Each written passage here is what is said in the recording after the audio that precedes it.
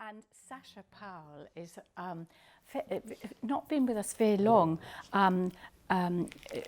Sasha is Chief Executive at the Frabble Trust, and when I told her about my lovely conversations with Chinami and the team on the day when I came to meet some of you, I went back and I told Sasha about it, and she has wanted to give it full support from the Frabble Trust, and our chair, Mark Neal, also is very keen that we have these lovely collaborations. So very much looking forward to talking to you about Frabble. I just felt I didn't want to just sort of talk at you, because there's so many different aspects, and I know that none of you are wanting to know how to train to be a teacher or a nursery practitioner. You're all experts in your field, and I was trying to think what would be useful things for me to share with you about Frabble that you could then find helpful in the work that you're doing. And so, I hope it'll be a little bit of an interaction, really, because I'm learning about, how to get wonderful work with families and adults going on learning throughout their lives in your context. And I'm certainly not expecting all of you to end up as teachers in schools, so I just wanted to reassure you on that. But you can see, this is a very broad framework, Frabble, and I knew I wanted to be a teacher, and I had a friend who was training at the Frabble Educational Institute, as it was called then, and she said, "Oh, come and see me." And when I went to visit, I began to realise that there were some huge connections with my own very happy childhood, which was drenched in play and creativity, lots of imagination. My father was a research chemist, and his specialism was crystallography and metallurgy as a more modern form of that. And I'd grown up seeing him on the dining room table make things like this, and they were molecules, so he could teach his students all about molecular structure. And he would talk to me all the time about the beauty of a crystal. He was passionate about it, and I loved it. So when I went to the Frabble College and discovered that Frabble was also a crystallographer, that felt like a very strong connection. Frabble he loved mathematics, he was in the cutting edge of his time for the science, because at that time they were learning about molecular structure with these things called the galena crystals, and they're all sort of wibbly-wobbly shapes, but beautiful. And my father, a few weeks before he died, donated these to the archive at the Frabble College, but he also gave me a set which I do treasure. So those are the galena, which were cutting edge at the time when he was working. So that's an important connection. Frabble, the scientist, Frabble, the mathematician, and something else which feels very important. His mother died when he was about 10 months old. He was the youngest of 6 children, so his older brothers, particularly Christoph, took a lot of interest in caring for this little boy. And within quite a short space of time, his father remarried. Now, the stepmother was very fond of Frabble when he was a tiny little toddler. But when she had her own baby, and she rejected him pretty much, or perhaps neglected him. She didn't want his company very much. So he would be popped out into the garden. Now, I've been to the house where he was born. This little brooch is the ceiling cornice. We took a photograph with permission of the museum, of course, and the endorsed Frabble travelling tutors, when they qualify, now have the possibility to wear this badge if they would like. So I'm very proud of being one of those. But what is so interesting about his childhood is that he spent so much time in the garden, and he grew to love nature, and he engaged with it. So he'd be looking at ants' nests and butterflies, birds, bees. All of these things were very, very enormous part of his life. He would build dens, and also he would go up into the attic of the house. Now, the attic is very interesting because as a child, if you stood on tip-tops, you could see out of the dormer windows, and you could see all the herbs hanging down from the rafters, because in Thuringia, which is part of East Germany, it was an area where they made a lot of herbal medicine, and they still do. So in that museum, the house he was born in, they now have classes for how to make herbal remedies and herbal drinks. So it's a very active museum. And this little boy would hide up in the attic. So having little dens and places both in the garden and in the house was very important for him. And he also thought he'd like to be an architect. So later on, when he built the school at Kielau, he got funding to do that. He built into the design places, little funny corridors and bits where children could have hidey holes and feel the things that had given him comfort as a child. So you see his childhood coming through strongly in the way that he wanted to work with people. Now, from your point of view, he put a huge emphasis on family. Family was terribly important to him. I know you had lovely family events day, which unfortunately I couldn't come to, but I heard all about it, and it sounded lovely. Den building, people doing lovely songs, all sorts of things. Now, in fact, the very last piece of his work it's badly translated because they should really have been called family songs, but they got to be called mother songs. It is true, he was yearning for mother love. He was yearning for it. But nevertheless, they are family songs. Grandparents would sing them, all sorts. And so I'm going to talk a little bit about those. That piece of work he put together as the last piece of work he did in about 1844. But he cared very much about the babies having wonderful things that, we could call it education, but we could call it things that are important in life, because I think that is, for me, what education is. And he believed that you need to know yourself. You need to become self-aware. So, of course, that begins when you're a little baby. And he felt that you need to locate yourself in relation to other people. So that's a very strong part of what he did. And I think one of the things I love about him is that he has this moral development fascination, that children should be helped. He believed they were good, but he wanted to help them to be gooder and gooder and to relate to other people in the world so that they could do good, make a contribution, as well as being happy and fulfilled in themselves. The other thing that his father was a Lutheran, very strict Lutheran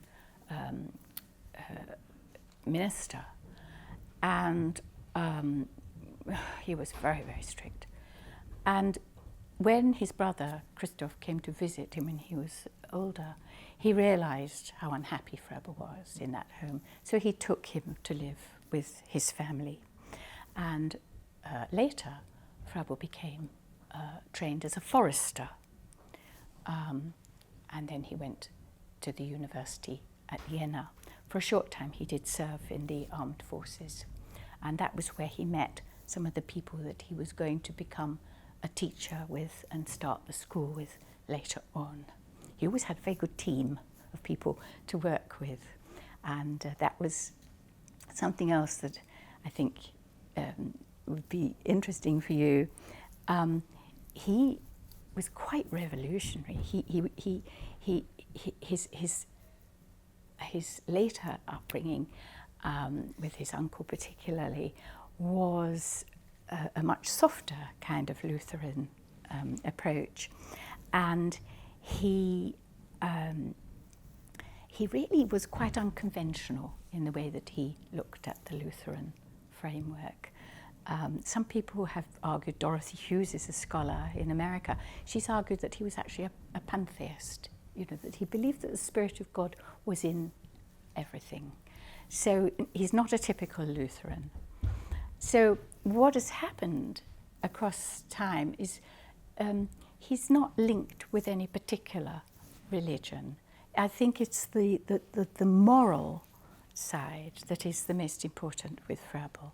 So you might believe in a religious philosophy, or you might not. It doesn't matter. You can be a Froebelian.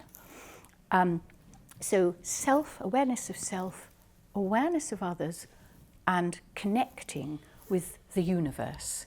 And in this day and age with climate change, that feels incredibly relevant. So I hope that gives you sort of a little bit of a background about some of the sort of major things in his life. He did go and look at Pestalozzi School. He stayed there for quite a time. I'm not going to go hugely into the sort of history side, because what I want to do is show you the things that he actually came up with in his own curriculum. But certainly Pestalozzi made him think hugely about things like the importance of children having first-hand real experiences, not just learning things from books, but actually learning by doing was very important. And I mean, I imagine that's hugely important for you. And I thought it'd be better to concentrate on those kinds of things with you. And of course, he started his school. The thing I think I'm most happy to be linked with Froebel is that he invented, quite literally, kindergarten. And it was so lovely, to hear that word being used increasingly. But of course, it's not always, kindergartens are not always what Froebel would like to see in the way that they are now. It's become a bit of a designer label. So we do have to be careful. And I actually am interested in kindergarten as opposed to designer label kindergarten. It's a problem. And that's why the Froebel Trust is trying to look at training which really does help people to go back to those roots and use them in this day and age without being prescriptive, authoritarian, or set in stone, So, now what I thought might be quite fun would be, I don't want to sort of chug through the framework. I'm just going to give you the key areas, and then we'll sort of see how we can take this forward. The mathematician scientist bit in him, you see in his gifts particularly, which are a set of wooden blocks, and they're sort of here, but this is a modern form of them. Someone whose father trained in the Kilau school, and later on developed those, and they're quite widely used, and they kept the spirit of the Froebelian blocks, but the ones over there are the original ones. Now, yes, those, I mean, they go from 3 to 4 to 5 to 6 there. So those are sort of all of a part. But the ones which were for babies are these soft spheres. And he did the colours of the rainbow. So you've got Roy G. Biv. See, that's the scientist in him. So you've got these little, and you can play with those with babies. They love them. You still see them. And you can put them on string and sort of swing them around and do all sorts of things with those. So that's the first gift. And we still use those with babies, don't we? I notice you've got a lovely little area where parents can go with babies. Well, I think, those sorts of things I'd be wanting to think about if I were you, because I think that could be a very exciting way of introducing lots of, I often see fathers in there with their children. I think they find that very helpful. Now, his second gift, you see, was this one, which is the wooden sphere. And again, you can either have it just loose, or you can swing it around and do all sorts of things with it. And you can sing songs as you go. It's all quite nice. He didn't stipulate size, so I can imagine some great big one, wouldn't that be fun, And you could knock down buildings and all sorts. You could, in a music, because you've got space here, haven't you? I think you could have a lot of fun with that.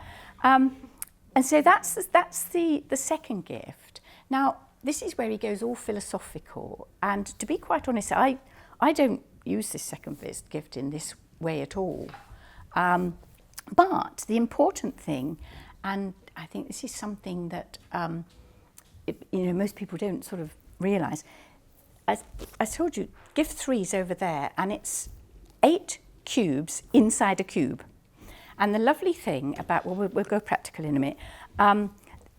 So that's that. And when you swing them round, you get different shapes, like, sort of diamondy shapes, prismy shapes, all sorts of things. So there's lots of possibilities there.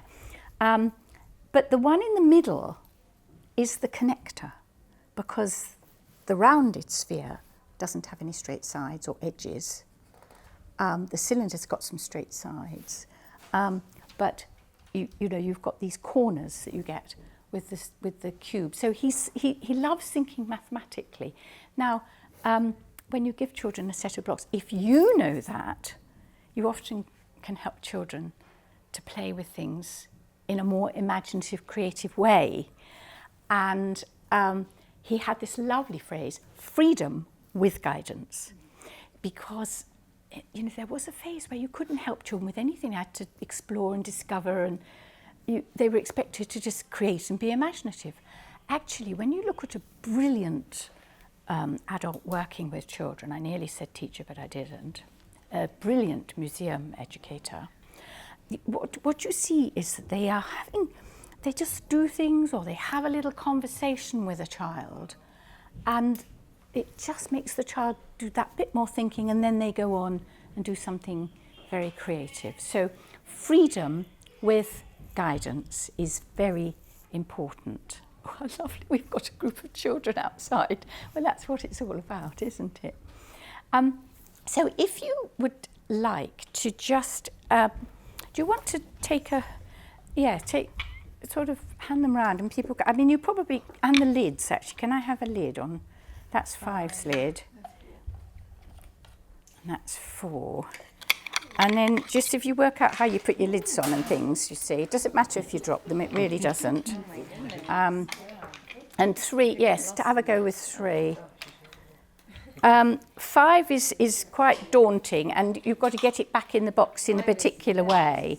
Now, again, you see, because he didn't stipulate size, I think there are possibilities here, for in a museum. Can you imagine going into spaces with a room just full of blocks? And the early Frobelians pretty much did that, because they didn't have money for any other equipment, and at that time they could get carpenters to make things. If you have a set of these, and the relationship here is a bit like in these boxes, there's the one, and then you get your 8 pieces, and you join them all in different ways, and then you've got your curvy ones, which you can have cantilever principles and all that. A room full of blocks, I think, would be fabulous for not just the children, because the adults have a lovely time too. So you can be thinking about creativity in architecture, in mathematical combinations, and you find towns and villages and spaceships and all sorts of things start to develop. So I'm going to show you some slides, where we'll sort of pick up on all of this. But you can see there's lots and lots of possibilities. And what started to happen, people went a bit off key, and they would this was a 1920s idea of the second gift, you see, and it doesn't work, to my mind, because it's rigid, it's not got the flexibility. It's all attached, and you see those toys, don't you, where children are supposed to put things on, and I don't find that children ever enjoy them very much, and they get lost, and families get cross, and it's, it's, especially if you're grandma and you've spent money on it. So we don't, Frobe was very flexible, it's very open-ended. We use natural materials. Yes, Harriet? Just a little question. You said the word gift twice. What Yes. do you mean? Gift to the world, or what do you mean? Yes, yes. They were gifts. Now you've read. That's fabulous, because I'm going to introduce another of his phrases here. I mentioned beauty when my father with the molecular structures. He had these three things that he called the forms. So there was beauty, which was about harmony, symmetry, those sorts of things. He had everyday life experiences. You know, you walk down the road and then you end up making a block play thing that's a bit like the house that you saw or the shop that you saw. So everyday experiences come into what children do. And then he had knowledge, which would be the links with maths and nature and all these things. Now, the gifts were his way of introducing children to that side of things. So it is a gift to you, because to appreciate beauty, to use experiences that you've had, and to gain knowledge through doing that is a wonderful thing.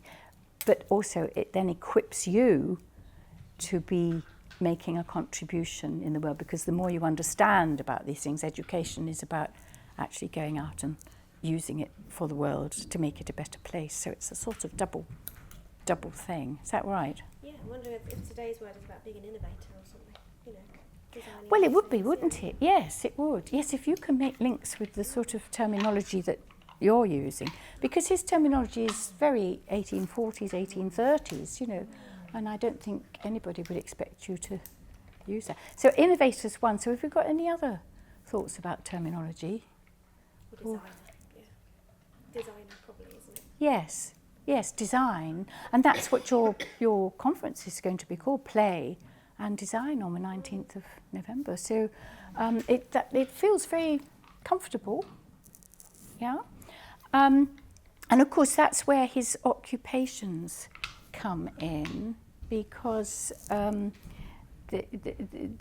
there's that mathematical feeling that he had. Now, again, I think this could have some sort of thoughts for you, because Froebelians, they got so nervous about being prescriptive that we've had to go back and have another look and see whether there are things there that we actually want to do today. So what we've got, he had clay, which was still three-dimensional like the gifts, but it's soft. So he's got this law of opposites. So he's gone back. So using clay, and I put the booklet there, and we usually do it on Hessian because it's just easier to clear up. So if I was doing this in the museum, again, I've just got this vision of a huge area with Hessian and lumps of clay and children, you know, making wonderful things. And what he always did was connect. You see, he had this phrase, link, always link. I'm giving you the quaint phrases because this is how, you know, it works for me. But so this is actually from the Orkneys, you see, and this is a local potter. So you would make up things that are connected with the child's, you know, maybe you've been to the Science Museum and you've seen these little lanterns, so you come back and you try out how to make a lantern, or is that a Florence Nightingale lantern? I think it might be that type of thing. And then, you know, this is where one of the family has made, and she's Welsh, so she's written Welsh bits on the edge. So you would have interest tables that would go with it. So in the museum, I mean, you've got all these wonderful things, haven't you, that you could help children to connect with clay. So that's still solid. And then we start to go flat, because we've been in this three-dimensional world, and we start to go flat. So parquetry, and again, you don't have to leave these things in the frame. You can take them out and just make things, you know. And stick laying. Now, you can see I've been a little bit naughty, and when I have cups of coffee, I've had quite a few cups of coffee, and you can make lovely patterns with the sticks. So stick laying. Now, we've used this a tremendous amount with the Froebel Trust has a project in Soweto, and we've used stick laying hugely. And the children, I mean, often, you know, if there's no equipment, just sticks. And again, a big room. I just love your spaces here. Great big room full of sticks. I mean, they could be you know, sticks that you take just from the park with twigs and things. I was going to do that, perhaps I'll do that for the 19th, I promise, Harriet. So, you know, it just very simple things that children will spend ages doing, and the parents, because maybe the parents, you know, would like to just do something alongside with their children, and you start to see lovely things happening. I've got some things on the slides. And then you can weave with bits of paper, or you see you can weave, you can make baskets. This was done by a 7-year-old, this little piece there. She was so thrilled with herself, that little cloth. So weaving, and again, I just love the idea in a museum like this. I mean, could you have things like spinning wheels and go, you know, I mean, I'm not suggesting you have a real sheep, I'm not. I won't go that far. But, you know, for children to actually see the whole process, because this was what Froebel wanted. He wanted children to make these connections. Go back, start with the sheep, then you get your wool and you turn it into wool that you can actually weave with, and then perhaps have some weaving frames. You know, I just think they're lovely ideas, and you see him doing this with these are the finger plays. He called them, that's again a bad translation. They're not figure rhymes, they're finger plays. Parent does things with their hands up here, and then you've got the picture and you sing the song. We need modern songs to go with this, and that's something we're sort of thinking about a lot in the Froebel movement at the moment. And so, you know, if you're going to make bread, you think about where the bread comes from. You think about the people who've helped, the farmer who did the reaping. Shall I pass it round because it's a bit, yeah. And you think about who's helped to make the bread, you know, how did it get to the shop? You go through that story, and I sort of feel museums are in a very strong position to help children to have those kinds of experiences in the way that you have the displays and the way that you set things up. So, you know, those were just thoughts around the occupations. There's also lovely things like, I mean, imagine having this on a huge scale where you could do gorgeous patterns with bits of string, or we use elastic bands now, and you can make whole pictures with this. They're usually square. I prefer them when they're square because I think this shape's a bit distracting. But you see, that's, Frobenians have arguments about things like that. It's great fun. I got this one in Japan, you know, and I've been using it, and I think I'd rather have a square one. Anyway, doesn't matter. It's very flexible. And then getting rings. You see, we have these rings and half rings. And again, imagine a great big clump of these on you know, just loads of them. I mean, go nicely on this floor. You have a lovely time if you have enough. You have to have enough of them to make it fun. And then all the sort of drawing and things. And again, huge variety in the drawing. My husband went to the Anthony Gormley, because I have to confess I haven't been yet, but I'm going to go. But he's got two nice little quotes. I want to use sculpture to throw us back into the world, to provide this place where the magic, subtlety, extraordinary nature of our first-hand experience is celebrated, enhanced, made more present.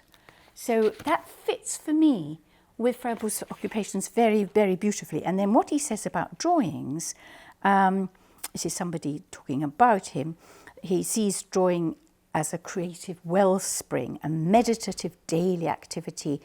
Gormley's drawings dispense with recording appearances, and instead they're a form of thinking and feeling. Now that's Froebel, because he believed in the whole child. So when the children are doing what he called the occupations are again about finding out who you are, how you feel about things, and using your first-hand experiences to draw them or make a model or whatever you're doing with the occupations. So it's very, very practical in doing that. And what you find is that children start making things. I mean, it just seems to set them off. The occupations set them off. Froebel believed that by doing the occupations, as well as children feeling fulfilled in themselves, you were actually equipping them for adult life. Because if you know how to weave, you know how to do carpentry, you know how to cook, you know how to use water and bath babies and all the things that you do with water, you know how to make tea, and you know how to do all of these important things, then you are in fact very well equipped for life. And I'm absolutely sure he'd have used technology now, digital things. So you're using the term occupations to suggest lots of things. So Yes. Doing things, anything. Doing things. Making. Role play. The role play, I think, would come under play. Okay. That wouldn't be an Just occupation. when you mentioned about cooking and stuff. Yes, those would be occupations. They tend to be making you've got more possibility for product. Okay. Although it's not product orientated, but you may well end up with something. And if you're doing cooking, then hopefully you will end up with something. Whereas with the parquetry, you might just have a lovely time with the parquetry, and then you put it away and it's gone, you know. So it's. So that's an occupation. This is an occupation, yes. So they go from solid clay down to flat, and I've given you, because I didn't want to go into too much detail, you see, but flat. So parquetry is an example, stick laying's an example, weaving, sewing, drawing, painting, cooking, carpentry, all of those sorts of things. Yeah. Would you say that's kind of not binary, but different to playing? It's different from playing. Yes, it is different from playing. Now, with playing, children are going to be using their first-hand experiences in a different way. He was very, very keen that we take children so that they have a symbolic life. And the symbolic life was the way in which they would move from tangible, concrete, everyday things to abstract, less tangible. So he was very keen on taking children to the abstract. And of course, I think I don't know whether you'd call that imagination, creativity now, but that's how I would say it. It's a huge emphasis on that.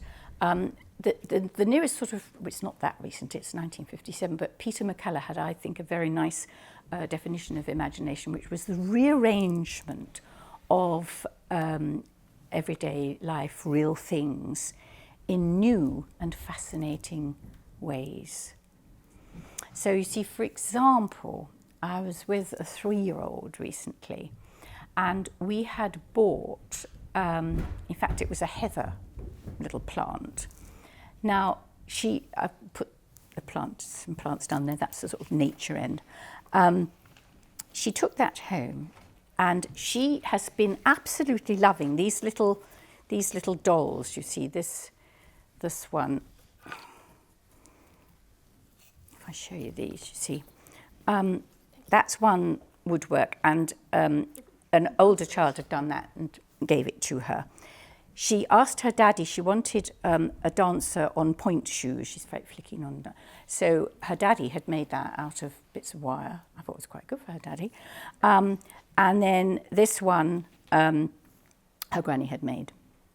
So she's been playing with those, right? And she's very, very keen on it. So fascinating, because she has this plant, it's a little heather plant in a pot.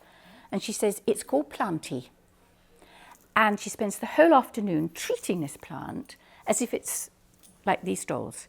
So she brushes the plant's hair, and she gives her a drink of water, and do you see what I mean? So, and this is terribly Froebelian. Because you see her go from everyday objects, I mean, she goes to a little dance class, you know, she does all these things, and she moves to something quite abstract, and she's doing that at 3, and that would not be untypical of a child who'd had a lot of these experiences. So it's different from the occupations. To answer Chinani's point, it is different from the occupations. In 1991, had a good look at the sort of Froebelian approach to play, and I tried to link it to current research. And every so often I've gone back to it. I came up with 12 features that seemed to be intrinsic to a Froebelian approach to play. So that sort of pretend imaginative element is a very strong part, as is using your first-hand experiences. Is there an age where the role-playing and imagination starts to become kind of more prevalent? Because I mean, when children are very young, that imaginative side of things is about manifests itself in a different way. Yes. And then more to do with the doing things and the occupation. That's right. Yes. I mean, it does vary, and because if a child's being brought up that they're allowed to do that with a plant, obviously it's going to come into the frame.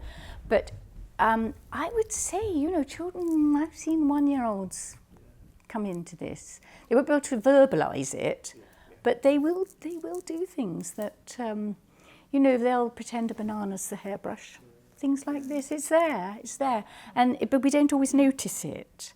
So, I mean, in a museum, can you? I mean, I don't know how that would work, the play bit, but it's certainly food for thought, isn't it?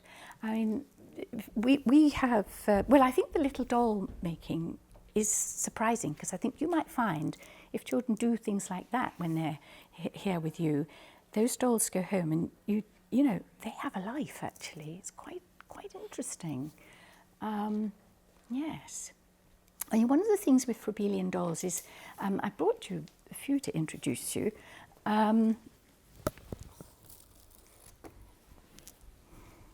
She's made out of an old flannel, that one. This one comes from a market in Soweto. She's got her baby on the back. Now, you see she's, thanks very much. She's got a set of clothes. They always have to have knickers. She's got her knickers and she's got the baby. You can dress and undress her. She's got a name. She's called Lindiwe, which is a Zulu name. She would be introduced to the children, you see, and then played with. And she does have to have her clothes on when she goes back home to bed at night. So it's sort of, she's a person. And that's important with dolls in the Froebelian tradition. I get terribly upset when I come across, dolls with no clothes on and they're just sort of flung into a corner, I mean, it's rampant, isn't it, actually? But again, I don't know whether that's something that... This is a sort of famous American one, Raggedy Ann. Again, she can be dressed and undressed. This is... And that's crucial, is it, to Froebel's approach to dolls, that they're people. Okay. Yes, because again, you're helping children to think about others. And it's not just a girl thing, Boys also. So we'd have the boy dolls as well.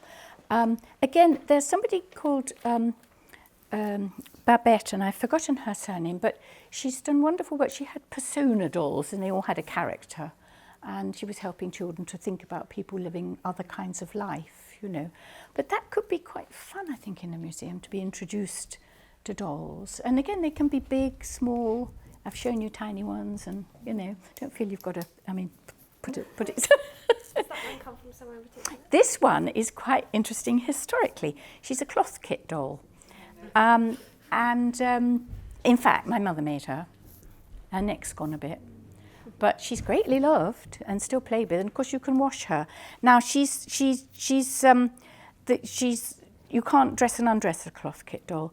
So this is the other thing with Froebel. It's not hugely rigid, because it would also be important to have dolls from different cultural contexts. So if you couldn't find a doll with clothes dressed and you hadn't yet made one, then you just use something in the meantime so that you don't leave out all the different cultural contexts. You don't, yes, just put them. Here's the basket. That's lovely. I appreciate this is a really big question, and there wouldn't be a kind of simple answer to it, but just obviously a lot of these things as well are things that have been sort of made from quite humble things like Yes. old funnel. How do you find now obviously children have much more awareness of sort of digital Yes. things out there. How does that kind of feed into ensuring that sort of Freudel's approach is authentic? Yes, yes. I haven't found that children aren't interested in these things. In fact, I find the concentration is often deep because they haven't, but they do often need an adult to help them into it.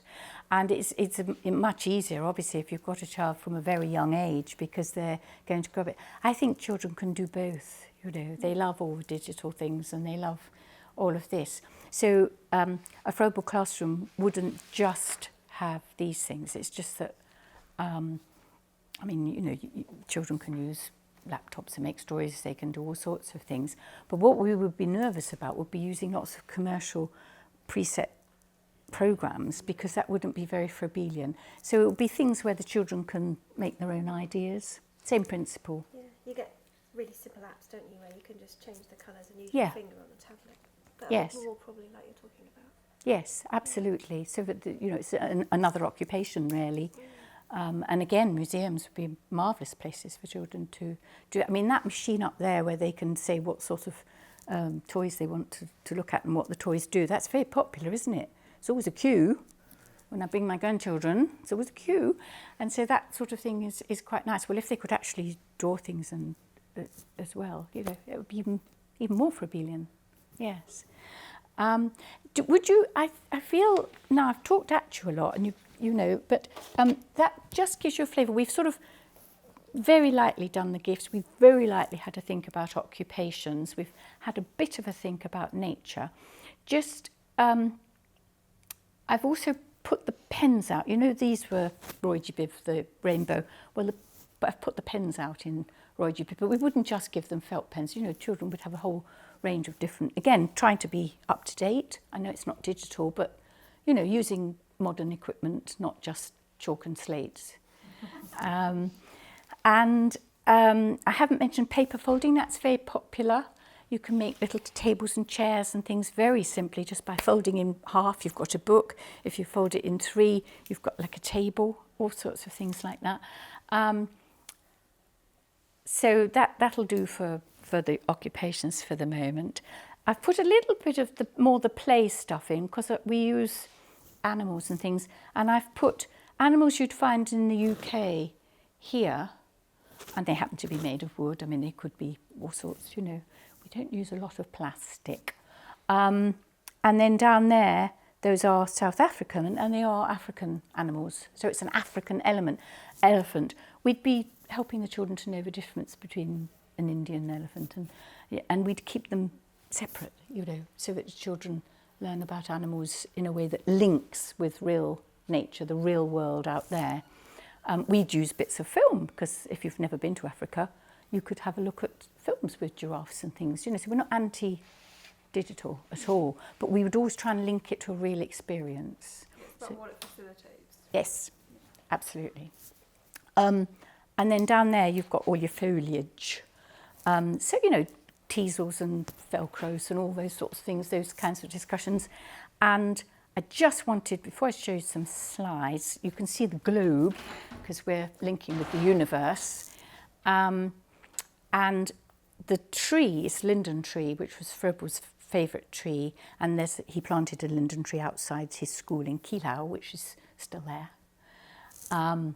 And that's where you can accuse me of being romantic, if you like. But I like those links. I like to know that he liked that tree, because he was a forester.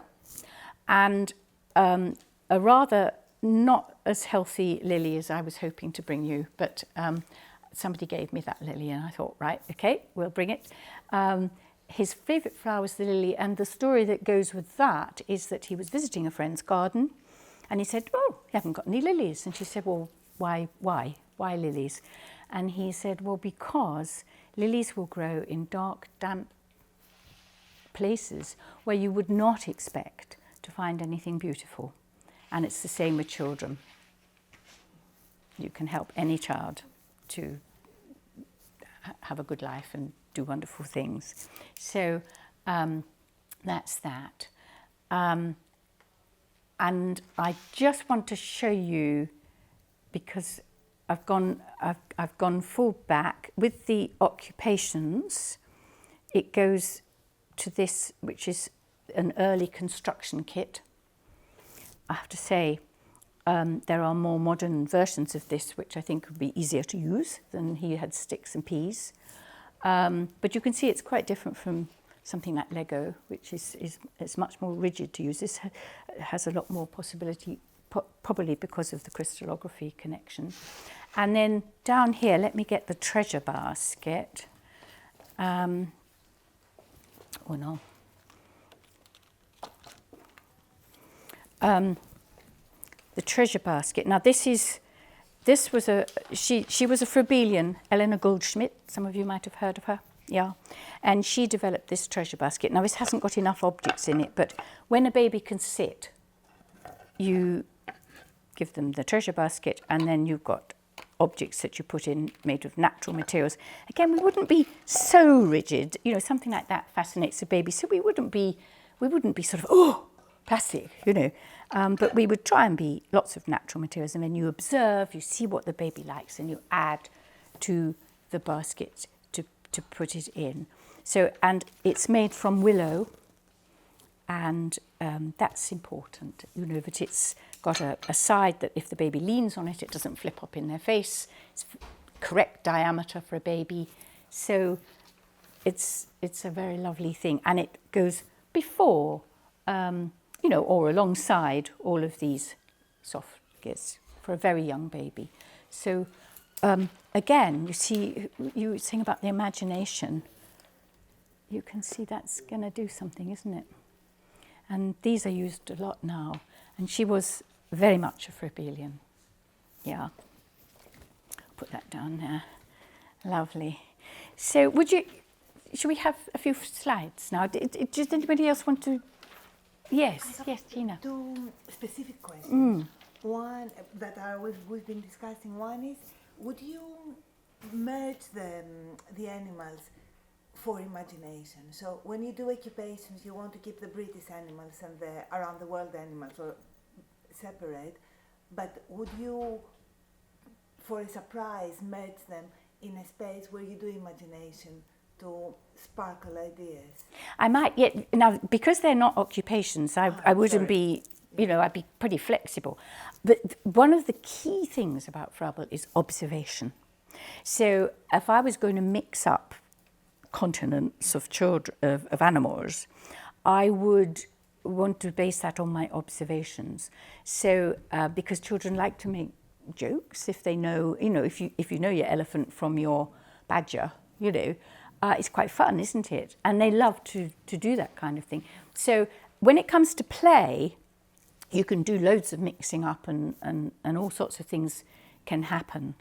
Yes, but you have to sort of observe children. So yeah, I can see in a museum context you wouldn't know them so well, would you? So maybe take some risks. You know, go for the imagination. I probably would. I'd feel I wanted to go on an adventure, and then see what happens.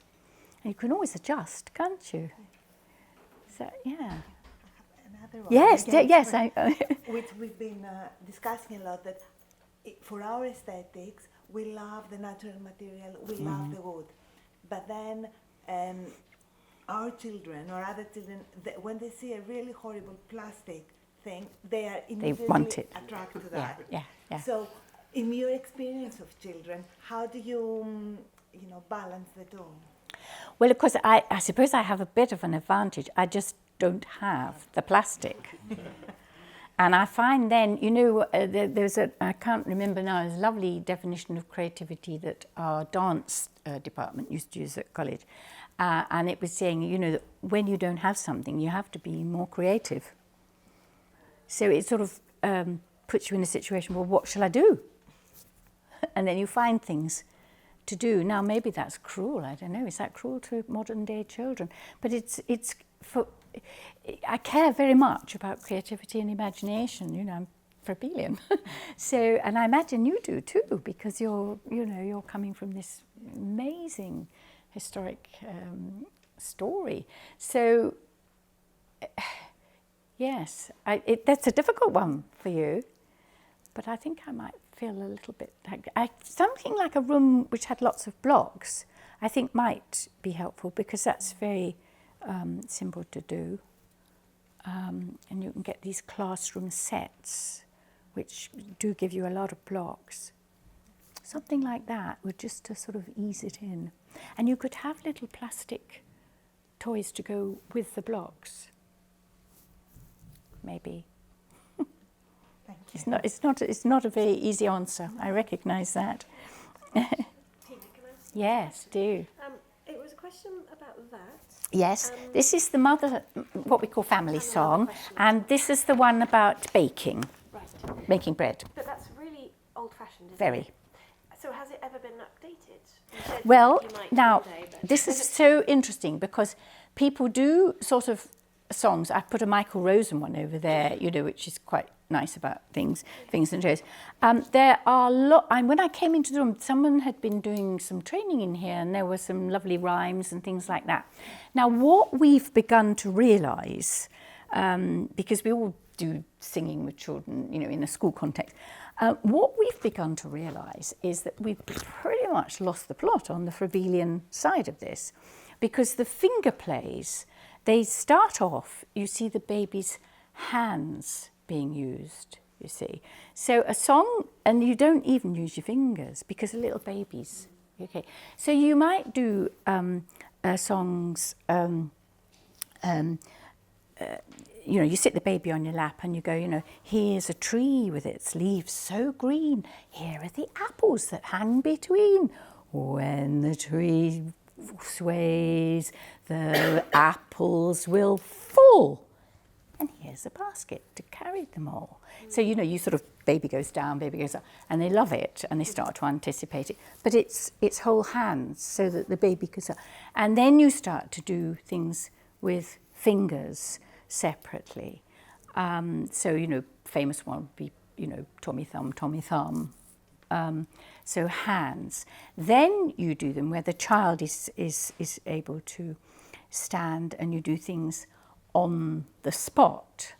And then you do the ones where you move around, and it gets into singing and dancing as you move around. So now so you've got that's over there actually. So we have lost the sort of, as we learn more about how the brain works and how hand-eye mouth coordinations are coming out of the brain studies, we're beginning to feel we need to go back to that. So if you know any brilliant composers, you know, I think we do need a modern set of finger plays.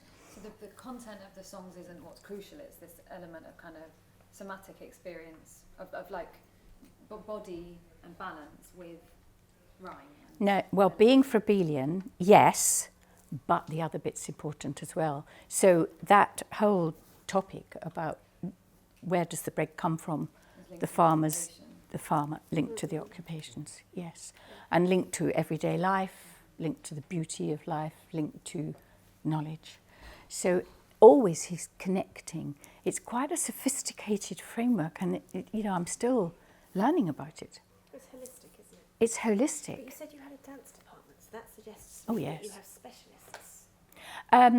We're talking about, yes, yes, definitely, because you want subject knowledge. You want subject knowledge. But you also expect a teacher to connect. teach you everything. You know, In a one primary an context, idea, yes. you know. But at all a secondary contexts, level, yeah, I mean, yeah. Froebel goes on, you teach secondary. I've taught secondary. Okay. Yes, yes. I didn't know that. Yeah. I thought it was just... Yeah, you get Froebel to... When my certificate says I'm trained to work with children up until 13. But then I'm old. You wouldn't get that now. So the government documents have narrowed and narrowed and narrowed things, but for Froebelians, we just continue with the things we believe, and actually we get outstanding inspection reports, so it's all right. Yes, yes. But they're fascinating, Gina, and you know, really important because this connection with the mother songs. Yes, all the somatic things, but also these moral messages. Appreciate people who work. and bring you things which are important for your everyday life. And so a practitioner has identified that Michael Rosen one could fit all of those. Yes. So that's been... And that's what we're doing at the moment. So we're giving ourselves a lot of work at the moment. But, I think the realisation is, because Froebel became very mainstream. And so when you go mainstream, you lose the rigidity you might have had with some practice, and you lose prescription and authoritarian sort of ways of working. But what you also can lose, the plot. And I think particularly with the music dance areas, that's been a problem. So we're trying to, really get ourselves back again in that one. And I love it because I absolutely love dancing. That's me over there. And we're doing a Tudor dance. Again, 3-year-olds can do Tudor dances because once they're at the point where they can move around, and that's the cheval Tudor dance. So we're all being horses, actually. And we had Tudor music playing. Great fun. Yeah. Now, this is you're in Soweto here. And you can see the children having the most marvellous time with their block play. They're slightly smaller blocks than that, but they're the same sort of thing. They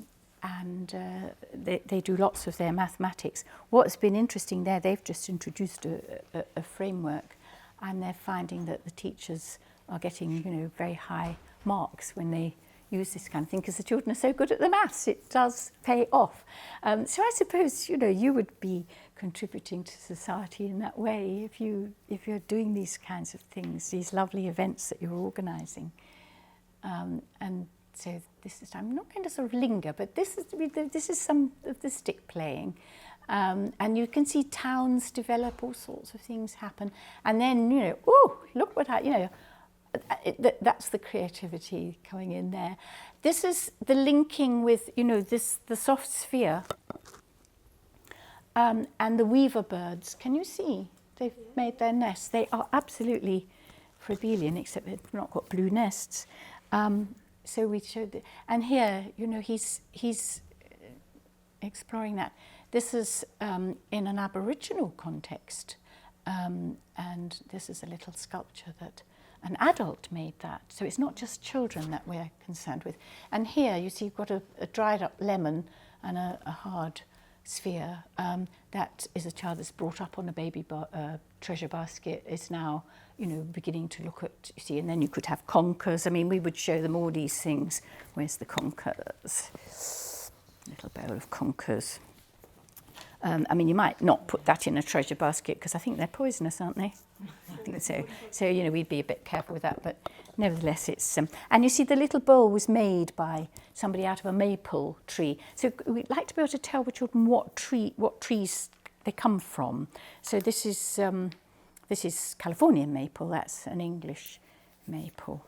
Those are just pine, not so exciting. And then, when you go and pick tomatoes in the garden, again, you're making links with the sphere. So it'd always link, be link all the time. And here's a child doing the tessellations. This is, the kind of thing where you make the treasure basket for the little child, and they've played with their treasure baskets. They often use them later for putting toys and things in, and then you teach them how to make something else out of a willow. And then she's a bit thrilled because she's had a Christmas experience, just happens to be wearing a cat hat. Paper folding, these are people in the audience. This is the stage. This is all around Christmas time. So she's got these little lights. She's learned how to do electric circuits because I didn't say, you get a line that goes wiggly, you see. This type of thing. These are straight, rigid, law of opposites again, but you want wiggly things. So she's learnt to do that with her electric circuits, and you can wiggle when you're sewing, when you're weaving. They're wiggly lines. That's another occupation. And then here, we are in Soweto. We use slates because nobody can afford paper or felt pens or anything like that. So, and then that's Annie Adler. And I just... One of the things I was reading was just how many artists probably went to kindergarten. But nobody ever writes about early education. I went to the Olaf Olesen exhibition, and it's a room, full of, it's amazing. And I sent an email, you know, you could put a comment saying, I haven't had a reply, I need a reply, because I cannot believe he didn't go to a kindergarten or something for abelian. And I feel that looking at, I saw a programme about, you know, it's just fascinating. Here, you know, children doing wiggly lines out in the garden, finding things to make, you know, somebody's obviously had a charcoal thing, finding feathers. You know, children, now that might be something, just a whole table full of stuff in a museum. Imagine you come in, and I've always put things in little compartments. But you see, this is Lithuanian oak. See, I like to know the woods. It's not just me, it's for abelian. And then you might need to pass out, but you see, you have lots of things, and then lots of natural objects, and children start to make wonderful things. What's he called? Thank you. And then again, the lines. And this is the paper folding where you've got, so, you know, just, and again, that's quite fun just to put out some examples, and then you find, you know, a big table and children start making things, and before you know it, you know, they'll be linking that into their block play. They'll be making things to go with the blocks. So I don't know if this helps with the plastic problem, but it might. I think they need examples. And the Froebelian way of doing it wouldn't be, I am going to teach you how to. You'd put out some examples, and then, you know, a child might want a stool or something for the house. And so you could say, oh, well, that's how you do it. Do you want some help? Are you okay? Because we don't do independence. We do autonomy. So autonomy is about doing what you can by yourself independently. When you hit a difficulty, knowing that you've hit a difficulty and knowing how to get the right kind of help. So do I need to go to a person to get this help, or could I look it up somewhere? You know, is there some information somewhere? Because I can still be pretty independent if I do that, but I might actually need a person. And of course, they need people who are not going to say, well, you know how to do that, don't you? Because obviously you don't. So, and you see this, I would look at that aeroplane and think, oh, that's not going to fly. But, you know, you do learn from mistakes. So I'd let it fly, but actually, I would actually teach them how to do one that did fly, because that's upsetting, isn't it? And you had an idea and you can't carry it out. So adults are quite important. And again, that's where families, I think sometimes families haven't had those experiences themselves. And so if you can help them to have them, they can have a more enjoyable time with their children. Interesting about the song picture as well. It was an instruction for an adult for how to have the activity with the children. Yes. Rather than it was aimed at the adult more than Yes, the child. absolutely. Yes. Well, that's really important. It's really important. The sing sheet with the Yes. I mean, I do love the way he does that, don't you? Because up at the top, and sometimes he'll write sometimes an instruction. It's all in German, but you know, we need something like this, don't we? There used to be the Ladybird books, and they were written by Froebelians, 1950s. Yeah, yeah. Is that what do you call that? The paper? What's it called? The finger plays. Finger plays. Yes, that's the translation that should be. Okay. They're often called finger rhymes, but that's not right. It's finger plays. And actually, finger plays does make more sense, doesn't it? Is that plays as in down to here? Is that plays as in playing or plays as in performance? Playing. Playing. Playing. Yes. But it could be both. It could be both. It is a performance. Yes, it's that Froebelian thing. Could be both. The other thing, while we're on translations, his first book was The Education of Man, but it wasn't, because in German that's humanity, and he wanted to say humanity, but it was Hellman was translating it. He was told by the publisher, if you don't put man, there's going to be a problem. No books will be sold. So he put The Education of Man, which has caused enormous problems. But because Froebel was unusual, he started the first training college for women. He believed women were capable of teaching. Amazing. So, and actually that's why they closed his schools. Dorothy Hughes, the scholar I was mentioning earlier, she argues, because he was called revolutionary and irreligious. Well, I mean, he was a deeply religious man. So that wasn't really, the real reason was women entering the training colleges and learning to be teachers. Fascinating, yes. So he is on my list. Very grateful to him. Obviously, a lot of these things are kind of about physical play and learning about structures and things like that. But just kind of seeing that, I just wondered, is there a kind of Froebelian way of teaching kind of reading and writing and kind of literacy, or how Yes. does that kind of fit in? Yes. Well, now, very interesting you should talk about that, because I was asked by a local authority when the early reading programme came in a few years back, a few years ago, not that long ago, to help with developing that. And so we decided that we would use the Froebelian approach, so the finger plays, all the singing and dancing and rhymes, alongside reading children's stories from storybooks, fiction books, because not all children, they really like non-fiction books as well. I nearly brought along a poetry card, but we would do a great big sort of card with poetry, a little rhyme on it. Peas porridge hot was one we used. I made a great big sort of pot, and then you put the words on it, and then you point, and the children sing it with you, and then you'd have boxes with all the words and things around in alphabetical order. I used to use old shoe boxes, washing lines with words, and then again it's that autonomy thing. You find that children start writing. And they love doing it. When they get stuck, they might look it up, they might get a friend to help them, or they come and you help them. And then you just increase the books. But you keep very careful records of what the children can do, and you build on that. And the children in that local authority, their reading went up by, and writing went up by, I think it was 14% compared with the national average, which was 8%. So we felt very pleased, and we were then asked to present at the government's conference. So it's the holistic approach. You don't separate out something like phonics. You put it into what a story or a sentence, or you keep it all together, and you find the children pick up very, very easily, because it makes sense. Because if I say shh, and then I've got a lovely rhyme, it's got shh, then you learn shh, don't you? Because it's lovely and it's fun.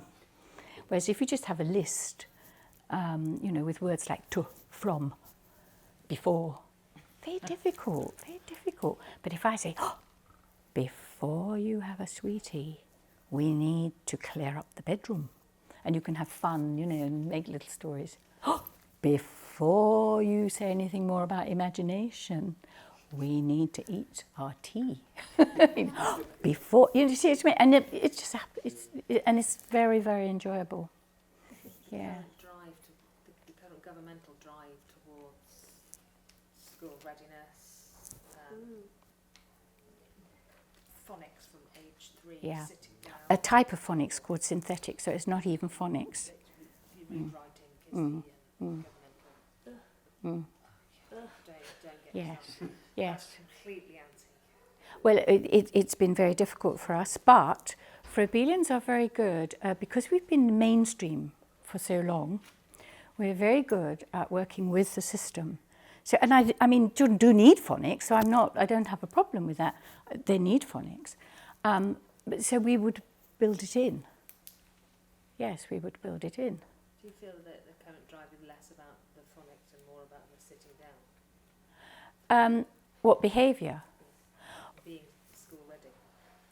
Well, I've shown you examples of babies with treasure baskets. I mean, they're ready. Yes. And the occupations are going to give you more to make you ready than sitting down and not being able to do anything, just sitting and listening and those sorts of skills. So, it is difficult, but we do very well in the system, and we get outstandings because we know how to to do the requirements in a way that the children, and indeed the parents, are so grateful because their children enjoy coming to school.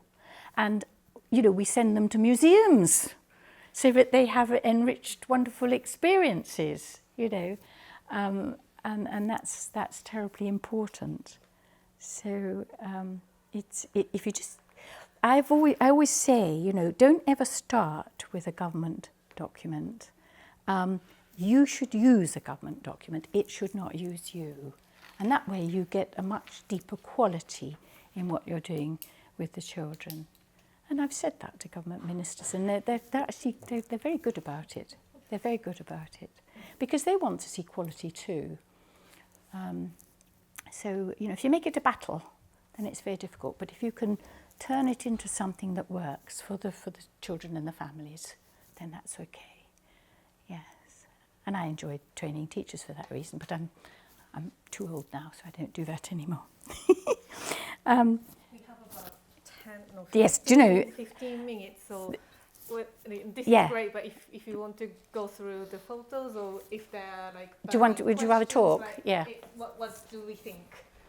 Should we ask Tina to carry on a little bit, or do you want more discussions? I like the way the photos are provoking thoughts in your head. And then you chip in? Yes. Okay. Is that a general feeling? Okie dokie. This I saw at Osborne House on the Isle of Wight, Queen Victoria's children, because Prince Albert was quite interested and he had the garden and all sorts of things.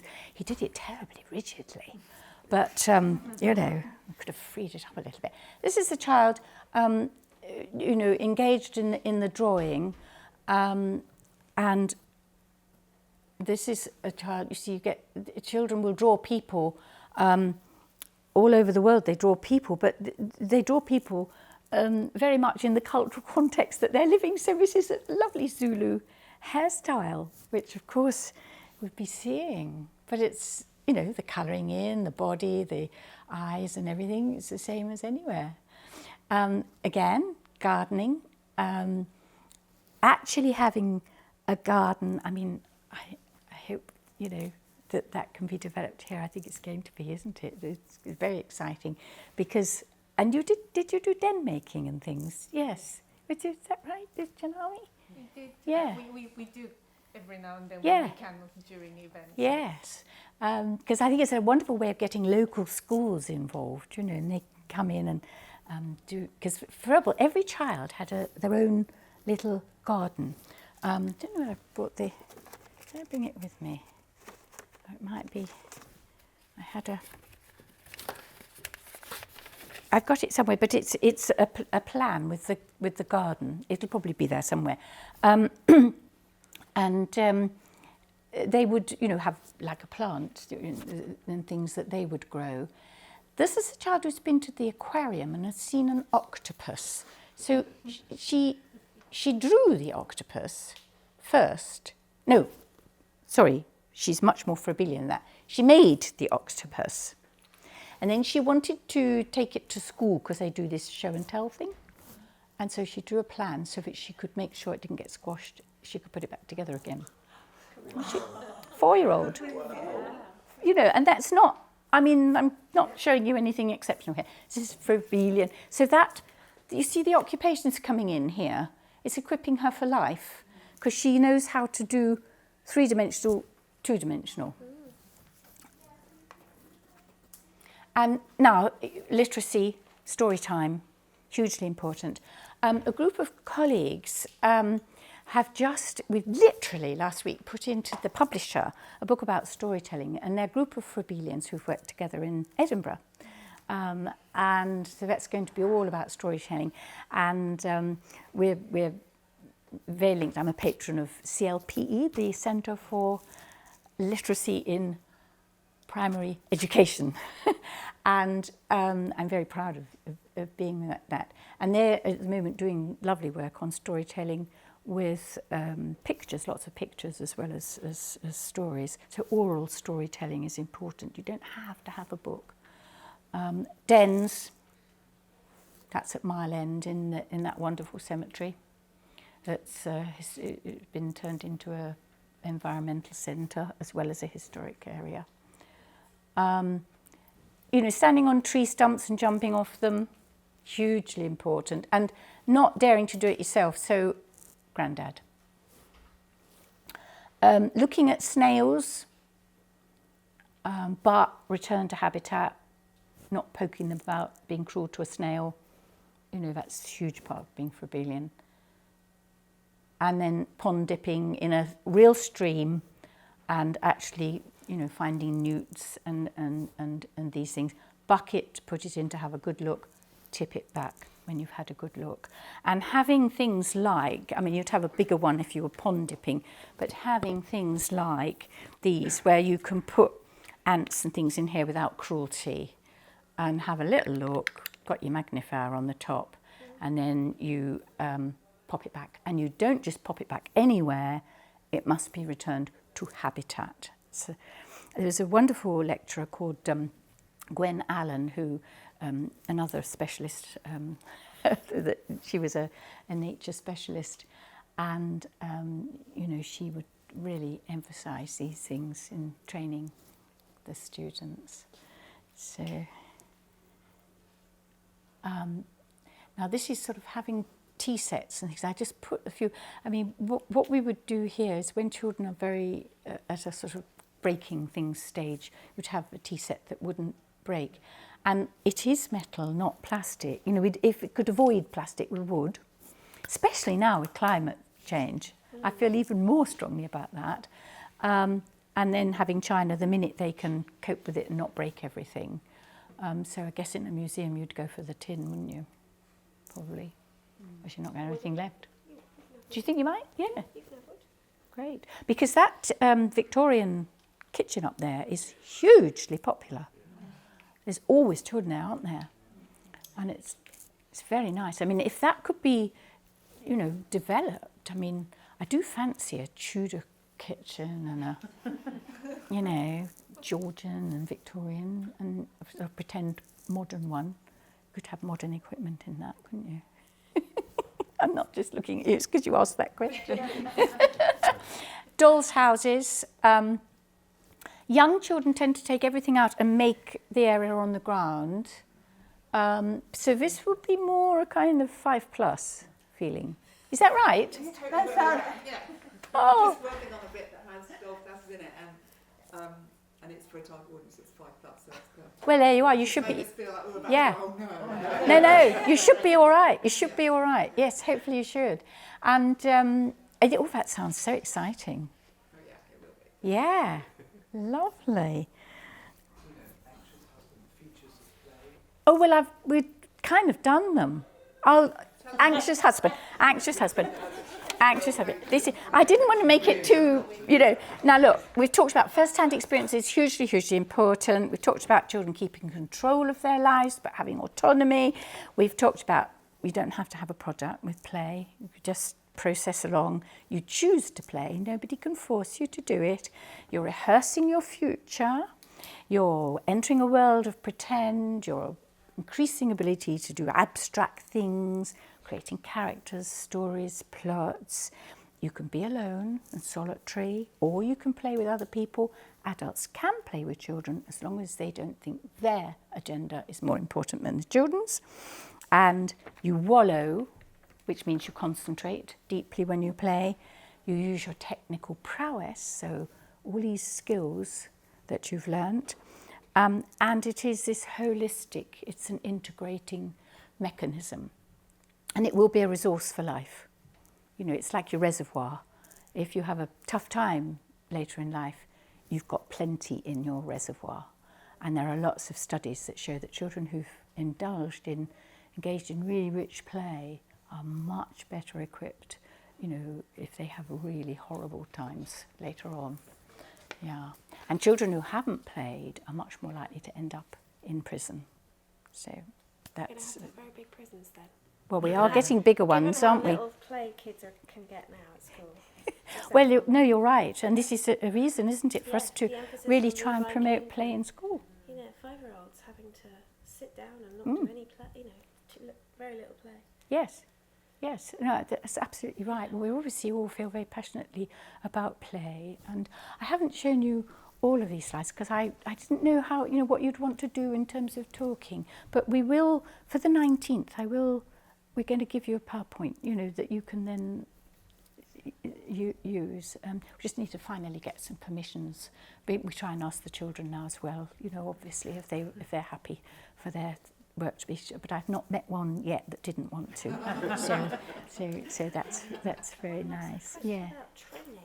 So Yeah. when somebody does a PGCE, they can then qualify to teach at school. But do people can they do your training and get a PGCE, or is it on top? No, it would be on top because teacher training is government controlled now.